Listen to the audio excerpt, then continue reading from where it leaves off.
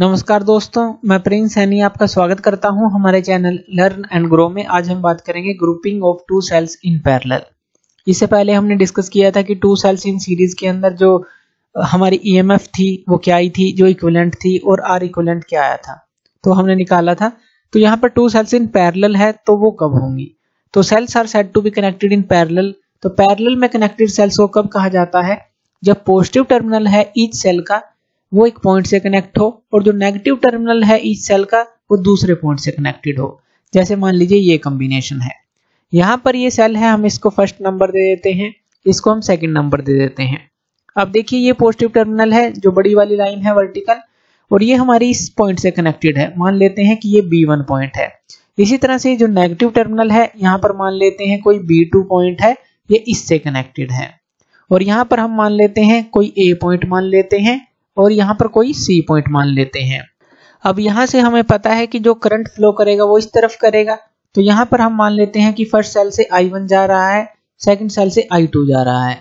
अब यहाँ पर ये कंबाइन होगा और यहाँ से जो है हमारा टोटल करंट आउट की तरफ जाएगा इस B1 से, तो टोटल करंट जो आउट गया वो I गया।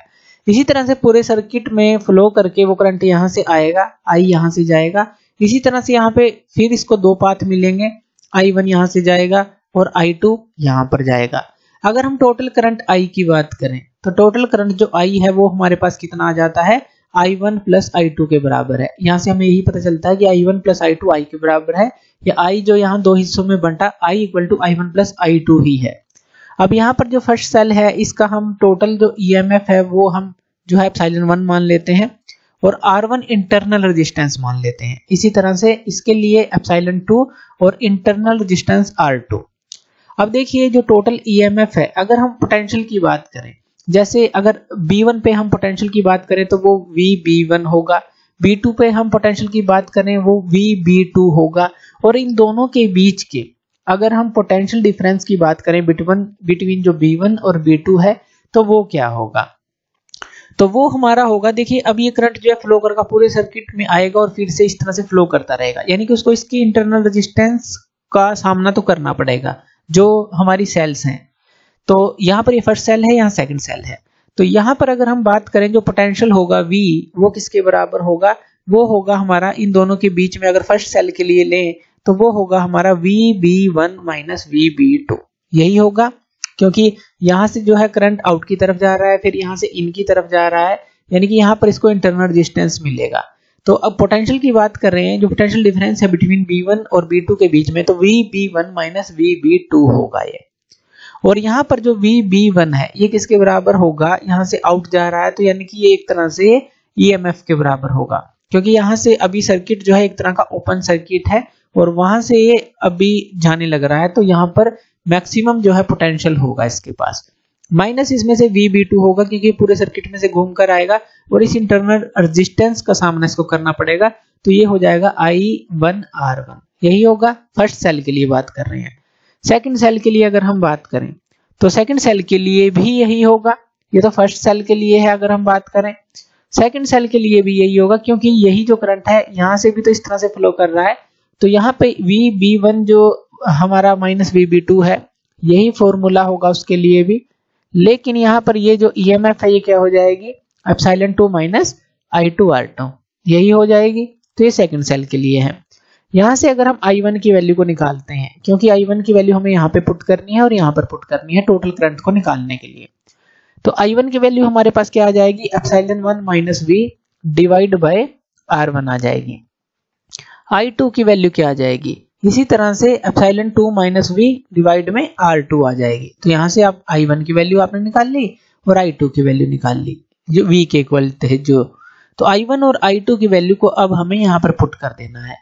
तो I क्या आ जाएगा, I1 प्लस I2, यानी कि ये आ गया एप्सिलॉन 1 बाई R1, इनको अलग अलग करके लिख लेते हैं V by R1 plus epsilon 2 by R2 minus V by R2, ये आ गया। अब यहाँ से इन टर्म को इकट्ठा कर लेते हैं, ये जो एप्सिलॉन वाली है, तो यानी कि epsilon 1 by R1 plus epsilon 2 by R2, और यहाँ से माइनस V को कॉमन निकाल लेंगे, यहाँ पे क्या आ जाएगा 1 by R1 plus 1 by R2, ये आ जाएगा। अब यहाँ पे फर्दर देखिए इसको अगर हम सोल्व करें फर्दर यानी कि एलसीएम लें इसका, तो ये क्या आ जाएगा, यहाँ पे एप्सिलॉन 1 R2 आ जाएगा ये, और ये क्या आ जाएगा, एप्सिलॉन 2 R1 आ जाएगा जब आप यहाँ पे क्रॉस मल्टीप्लाई किया, क्योंकि यहाँ पर आप एलसीएम लेंगे R1 R2 इस तरह से। और यहाँ माइनस जो V है, अब यहाँ पर भी एलसीएम ले लेंगे, तो यहाँ पर ये क्या आ जाएगा, R2 प्लस R1 आ गया, और डिवाइड में क्या आ गया, R1 R2 ये आ गया हमारे पास। तो यहाँ पर ये किसकी वैल्यू है, I की वैल्यू चल रही है, तो हमने I की वैल्यू को निकाला, तो ये आ गई हमारे पास I की वैल्यू।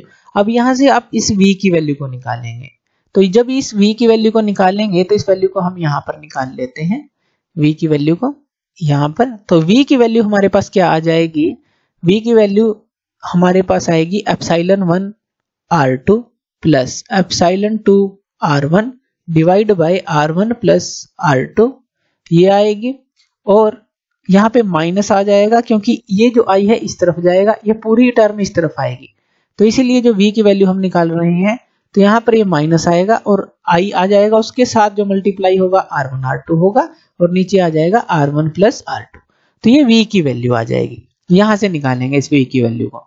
तो ये वैल्यू निकालने के बाद हम जो है एक इन दोनों सेल के बराबर एक इक्विवेलेंट सर्किट बना लेते हैं। यहाँ पर हमने बना लिया एक इक्विवेलेंट सर्किट। ये इक्विवेलेंट सर्किट क्या दिखा रहा है कि यहाँ पर आपने इन दोनों सेल के बराबर जो भी ईएमएफ थी वो ले ली, तो इक्विवेलेंट ईएमएफ, और रेजिस्टेंस आपने ले लिया कि इन दोनों इंटरनल रेजिस्टेंस के बराबर था, ये आपने ले लिया। और यहाँ से हम ले लेते हैं कि ये जो पॉइंट ए था और ये जो पॉइंट था ये सी था, बीच में कोई पॉइंट ले लेते हैं कि ये B1 था, यानी कि ये इस तरह से सारे पॉइंट हम ले लेंगे। ये पॉइंट ले लेते हैं ये B2 है। करंट हमें पता है इस तरफ फ्लो करेगा, I करंट फ्लो करेगा, और इस तरफ जो है I करंट आएगा, पॉजिटिव से चलेगा नेगेटिव की तरफ आएगा, इसी तरह से होगा। तो यहाँ से अगर हम V की वैल्यू को निकालें, जैसे V की वैल्यू हमने निकाली इसके लिए, तो यहाँ पर जो V की वैल्यू होगी वो हमारे पास क्या आएगी, वो आएगी एप्सिलॉन इक्विवेलेंट माइनस जो I जो है टोटल I है, तो करंट को हम यहाँ I ही लिखेंगे, और R इक्विवेलेंट ये आ जाएगा। यानी कि V की वैल्यू एक तो ये आ गई हमारे पास, और एक वैल्यू जो आ गई ये आ गई। अब यहाँ से हम V की वैल्यू को इक्वेट करेंगे।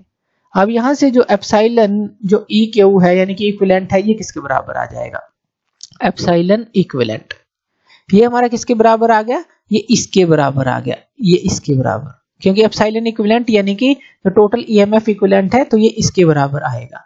तो यहाँ पर हम इसको लिख देते हैं कि ये आ गया हमारा epsilon 1 R2 plus epsilon 2 R1 और डिवाइड में R1 प्लस R2 ये आ गया। तो ये इसके बराबर आ गया। अब यहाँ से अगर हम इसकी बात करें, जब इस टर्म को हम बराबर रखेंगे इसके, तो I से I कैंसिल आउट हो जाएगा, ये माइनस है ये भी कैंसिल आउट हो जाएगा, ये R इक्विवेलेंट जो है यहाँ से हमें ये मिलेगा। तो R इक्विवेलेंट हमें क्या मिलेगा, यहाँ ये R1 R2 divide by R1 plus R2, R1 R2 divide by R1 plus R2 ये मिलेगा। तो ये R इक्विवेलेंट हमें मिला, ये जो है एप्सिलॉन इक्विवेलेंट हमें मिला। अब यहाँ से 1 बाई R ई क्यू भी निकाल सकते हैं, ये उल्टा हो जाएगा, तो ये भी आप कर सकते हैं अगर आप 1 बाई R इक्विवेलेंट निकालना चाहते हैं। अब हम क्या करें, अगर हम इन दोनों का रेशो निकाल लें, यानी कि यहाँ पर देखिए एप्सिलॉन जो इक्विवेलेंट है डिवाइड बाय जो R इक्विवेलेंट है, इन दोनों का रेशो निकाल लें, तो वो हमारे पास क्या आएगा, वो हमारे पास आ जाएगा epsilon 1 R2 plus epsilon 2 R1, और यहाँ पर ये आ जाएगा R1 इंटू R2। अगर हम इन दोनों का रेशो ले लेते हैं R1 प्लस R2 और R1 प्लस R2 तो कैंसिल हो जाएगा, तो इसके डिवाइड में सिर्फ ये बच जाएगा हमारे पास।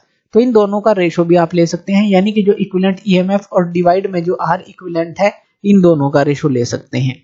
तो ये दोनों टर्म हमें याद रखनी है, एक तो हमने ये निकाला इन दोनों का रेशो, और एक हमने ये R इक्विवेलेंट निकाला था, 1 बाई R क्यूब भी हम निकाल सकते हैं, यानी कि 1 बाई R इक्विवेलेंट भी हम निकाल सकते हैं। तो चलिए इसको भी हम समझ लेते हैं कि किस तरह से हम इसको निकालेंगे और किस तरह से हम इसको लिखेंगे।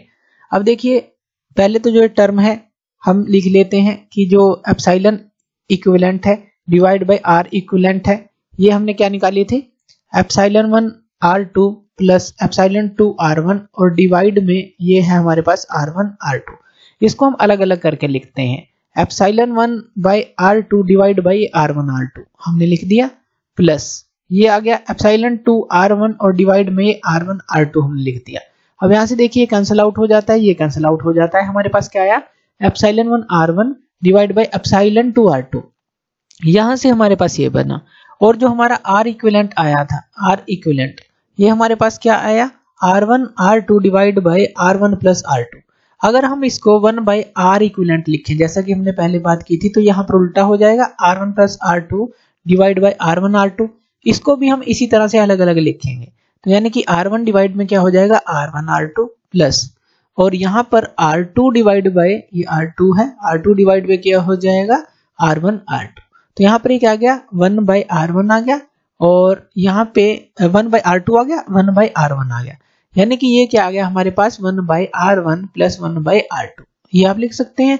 तो यानी कि 1 बाई R इक्विवेलेंट हमारा इसके बराबर आ गया। अब इसी तरह से मान लीजिए आपके पास कितनी भी सेल हो, n सेल हो, तो आप क्या करेंगे, प्लस 1 बाई, इस तरह से चलते रहेंगे और Rn आ जाएगा। और इसके अंदर भी अगर आप ये रेशो निकालते हैं तो यहाँ पे क्या आ जाएगा, एप्सिलॉन n बाई Rn आ जाएगा।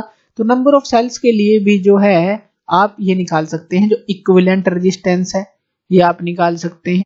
यहाँ पर हम एक और केस ले लेते हैं कि जो एप्सिलॉन इक्विवेलेंट हमने एक इक्वेशन निकाली थी, epsilon 1 R2 plus epsilon 2 R1 divide में R1 प्लस R2, ये थी।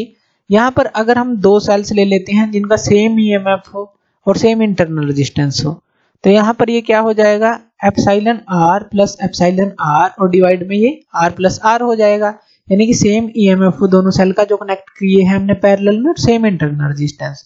तो ये क्या आ जाएगा हमारे पास 2 एप्सिलॉन R और डिवाइड में आ जाएगा 2R, R से R कैंसिल और 2 से 2 कैंसिल। तो यहाँ पर हमारे पास ये क्या बन जाता है, ये जो केस है ये हमारे पास बन जाता है कि जो इक्विवेलेंट EMF है वो हमारे इसके ही बराबर आएगी। उसके अलावा जो ये हमने फॉर्मूला निकाला है, ये जो हमने 1 by R1 plus 1 by R2 निकाला है, तो यहाँ पर ये क्या हो जाएगा, 1 बाई R इक्विवेलेंट की बात करें तो ये हो जाएगा हमारा इस तरह से, ये यहाँ भी R आ जाएगा प्लस यहाँ भी R आ जाएगा, तो ये क्या हो जाएगा हमारा 2 बाई R। तो इस तरह से अगर कोई केस लेना चाहें जहां पर सेम EMF हो और सेम इंटरनल रेजिस्टेंस हो जो कनेक्टेड की है आपने सेल्स पैरेलल में, तो यहाँ पर ये आपको इक्विवेलेंट इसके बराबर मिलेगा, और जो 1 बाई जो R इक्विवेलेंट है वो इसके बराबर मिलेगा। तो कोई केस भी आप यहाँ पर बना सकते हैं, ले सकते हैं। तो थैंक यू वीडियो देखने के लिए, और इसी तरह की वीडियोस के लिए आप हमारे चैनल लर्न एंड ग्रो पे हमें सब्सक्राइब कर सकते हैं। धन्यवाद।